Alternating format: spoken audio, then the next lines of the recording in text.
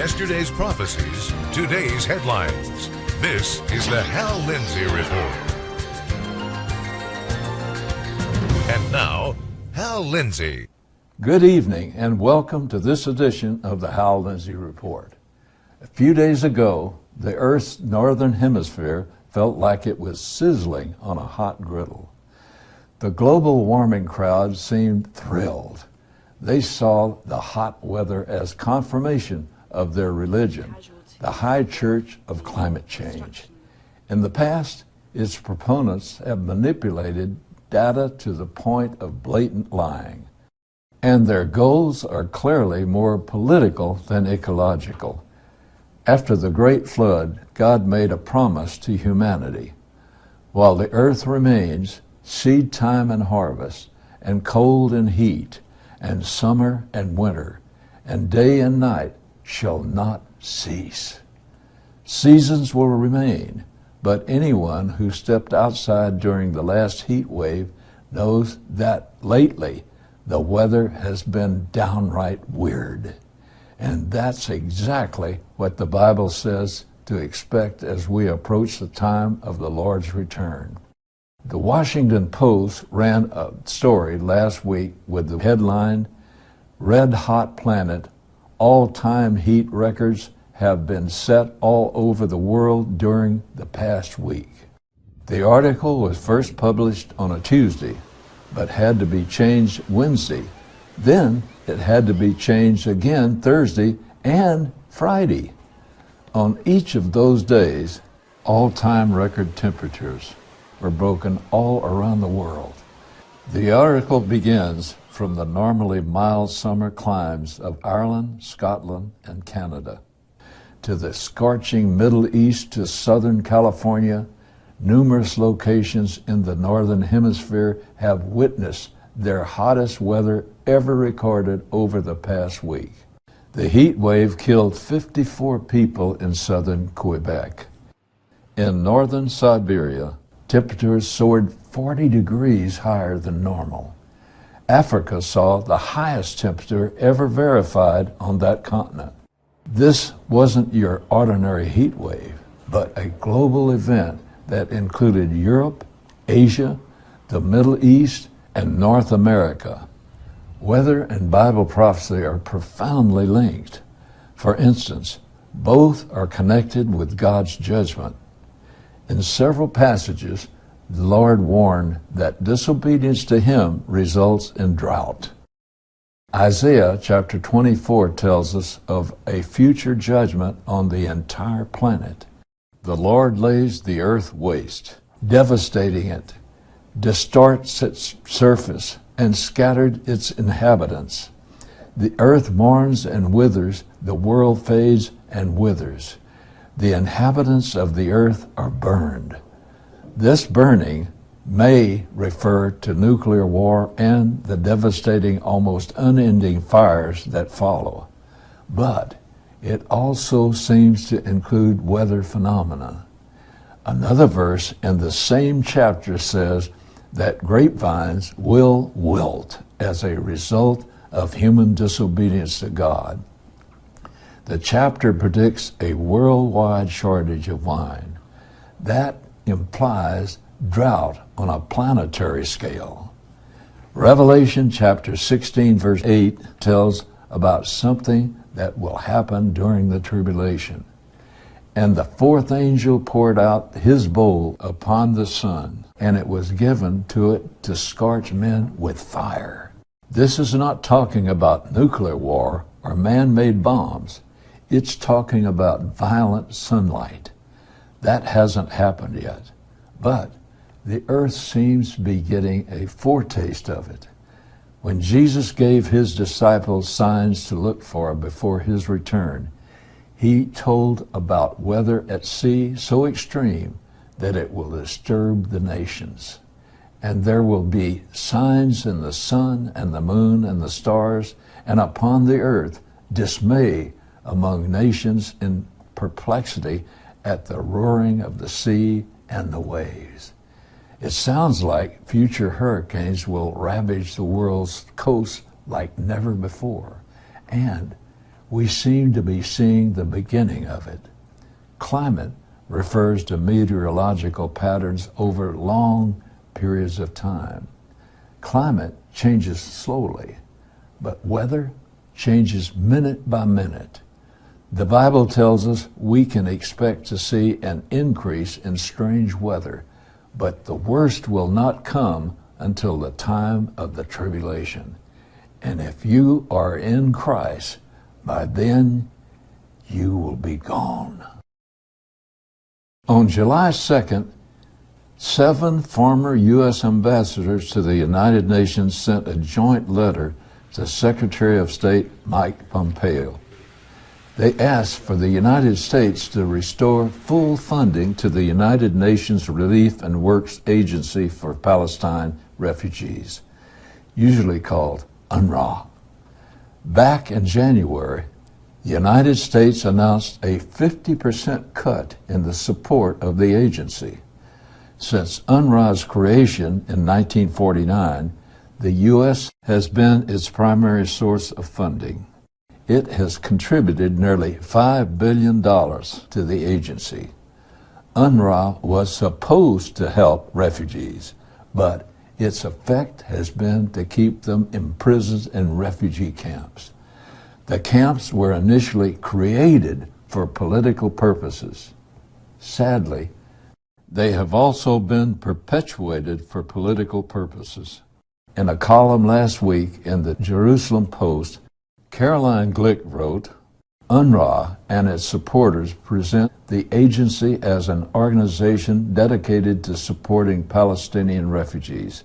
But this is a lie. UNRWA is a political warfare organization that deliberately perpetuates the misery of innocent people. It indoctrinates them from the cradle to the grave to support and engage in terrorism and genocide against the Jewish state and its people. It exists not to help the descendants of the Arabs who left Israel at its inception. It exists as a tool of political warfare in the never-ending war to annihilate the Jewish state. The mission of UNRWA is fundamentally inhumane. In actual reality, it does not seek to get people out of refugee camps and into mainstream society. It seeks to keep them in refugee camps so that they can continue to serve as political pawns. Want proof? How about this? UNRWA has existed for almost 70 years. In that time, it has never settled any refugees. UNRWA schools indoctrinate children to despise Israel. They encourage terrorism by praising terrorists, Nazis, and the annihilation of the Jews. And U.S. taxpayer dollars pay the salary of those teachers. In fact, the UNRWA payroll is loaded with avowed Hamas terrorists. Their schools and hospitals are used to house missiles and missile launchers. UNRWA camps are filthy, run down, and dangerous. Even pro-Palestinian organizations claim that children are not safe on the playgrounds. Defense for Children International says UNRWA camps place children at risk.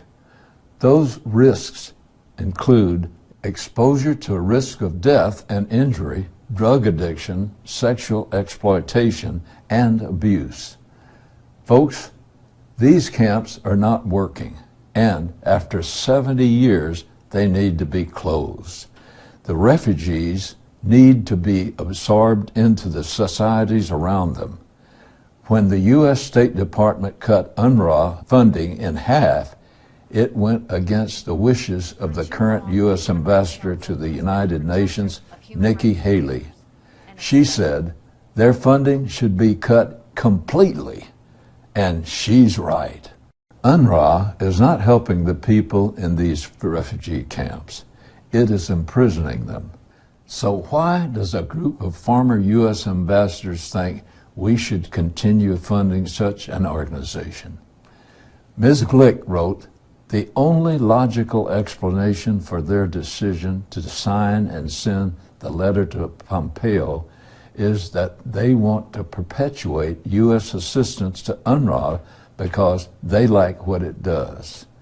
They think it is a good idea to doom Palestinians to perpetual misery and ensure that they will never, ever accept Israel's right to exist in secure borders. Their position tells us a great deal about the real U.S. policy toward Israel over the last 30 years. But I am encouraged that under President Trump, that policy is changing. In 1948, several Arab nations convinced the Arabs living in Israel to leave. They warned them that the Jews would massacre them. Of course, it was all propaganda. There were no massacres, but that fear created the ongoing Palestinian refugee crisis.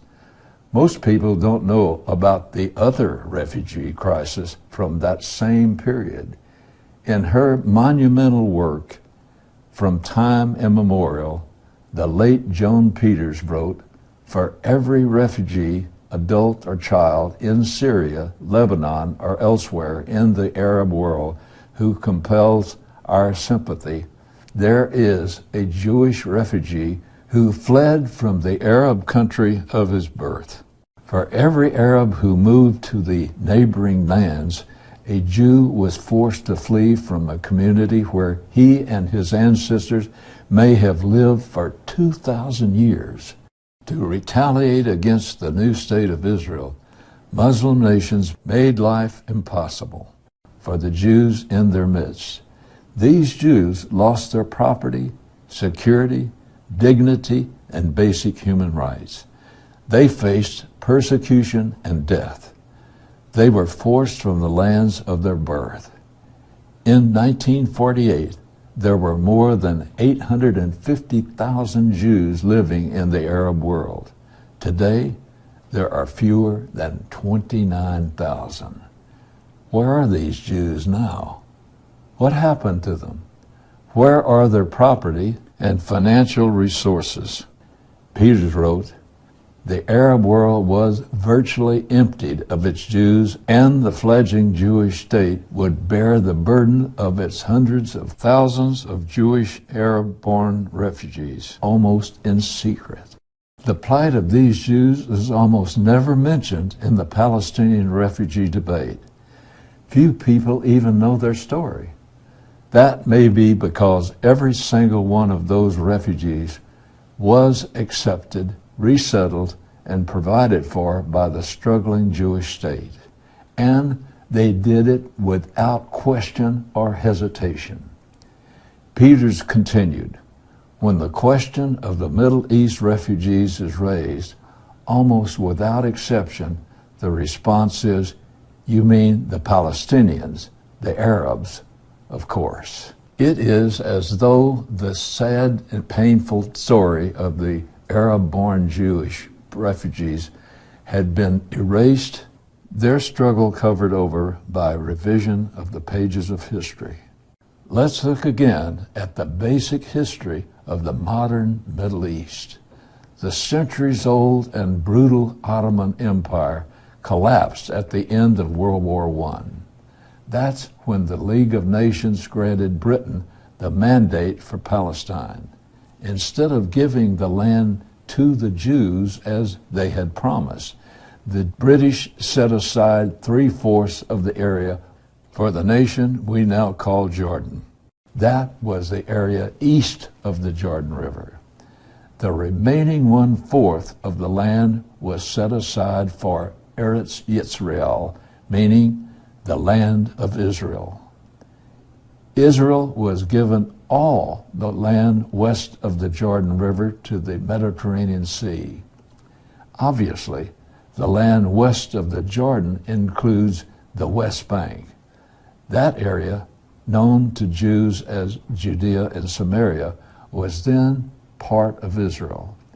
Jordan became an independent nation in 1946. Israel in 1948.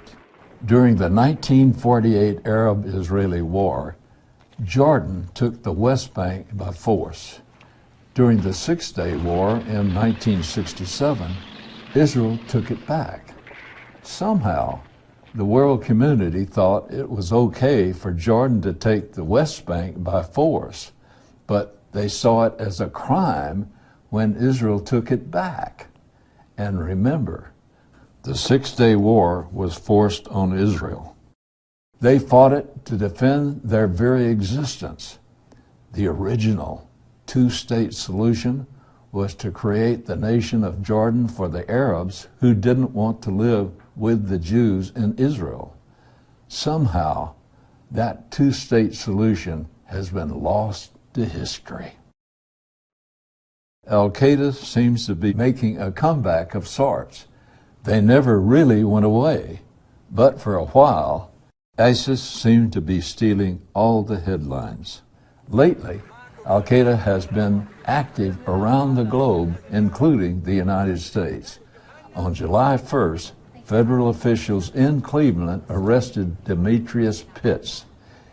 He's an Al-Qaeda supporter accused of planning to bomb a 4th of July parade.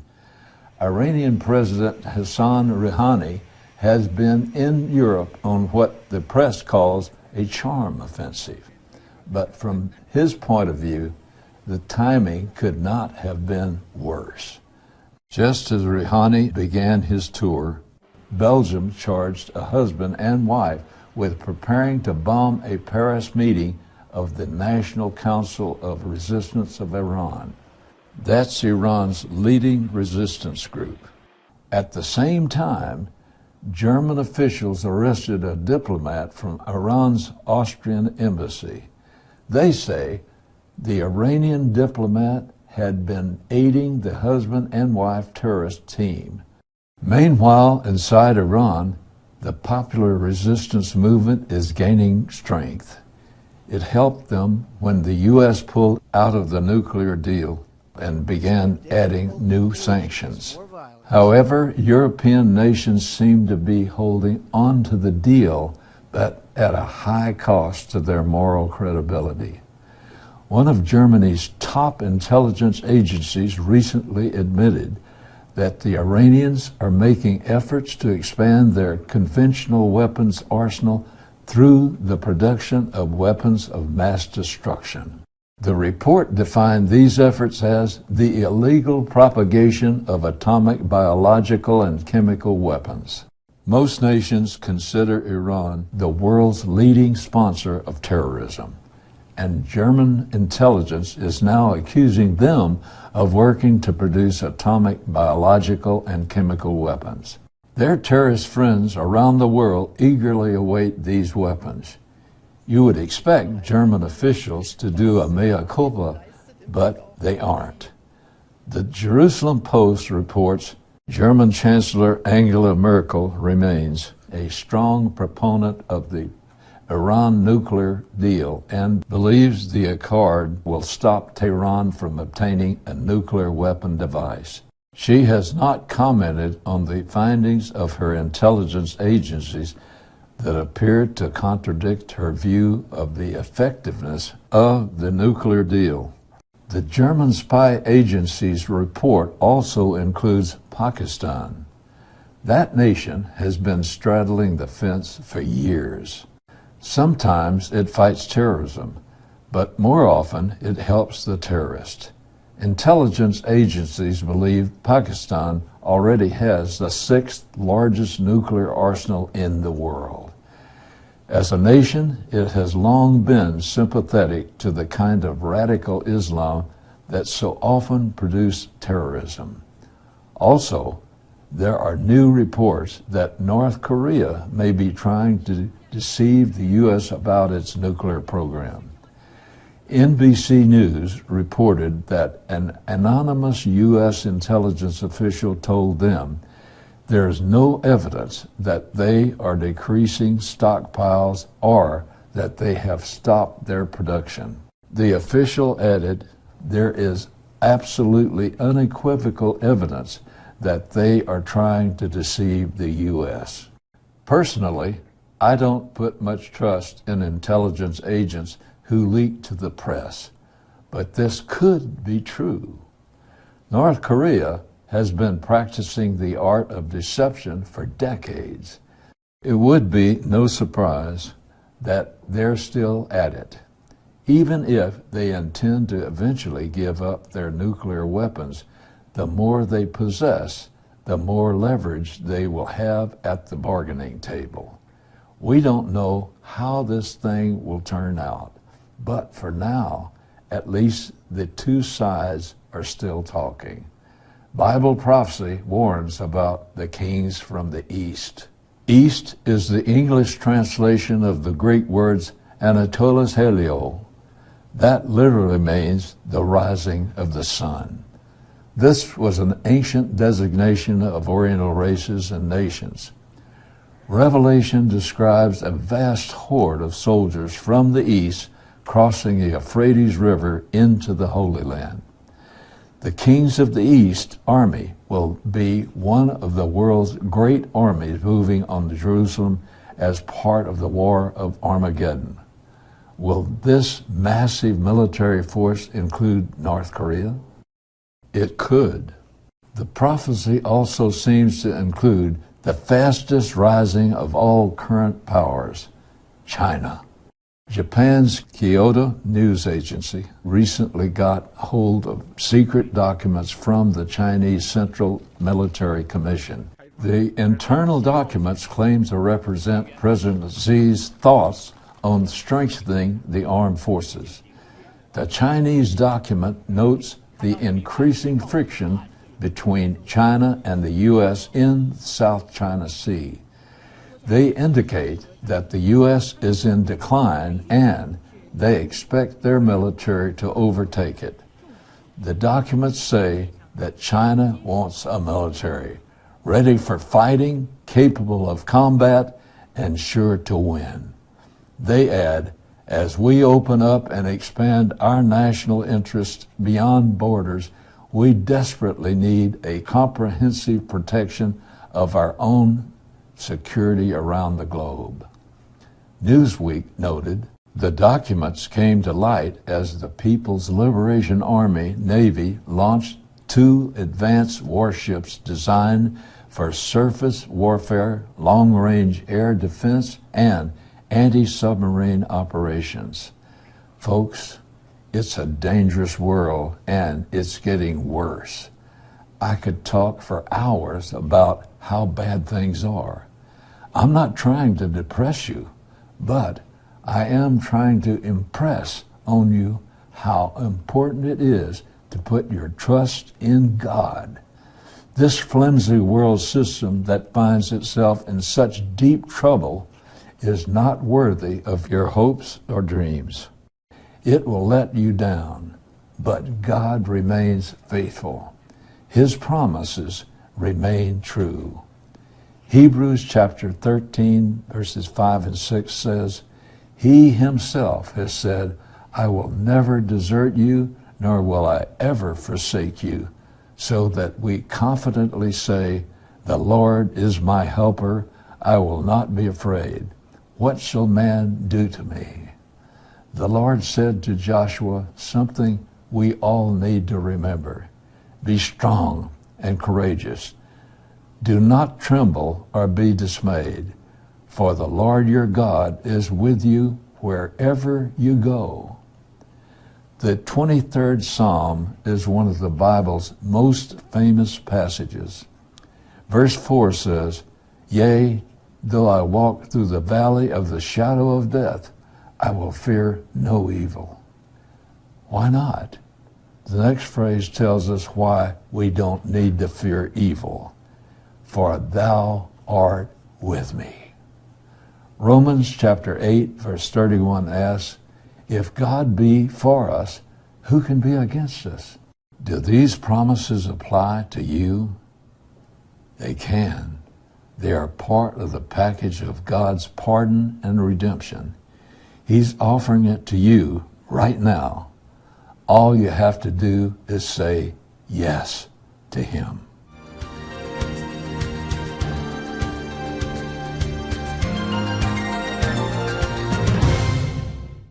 Well, that's it for tonight, folks. God willing, I'll see you next week. You've been watching the Hal Lindsey Report. To support this program, send your tax-deductible gift to Hal Lindsey Media Ministries, P.O. Box 470470, Tulsa, Oklahoma 74147. You can also support this ministry online. Visit hallindsey.com or call 1-888-RAPTURE.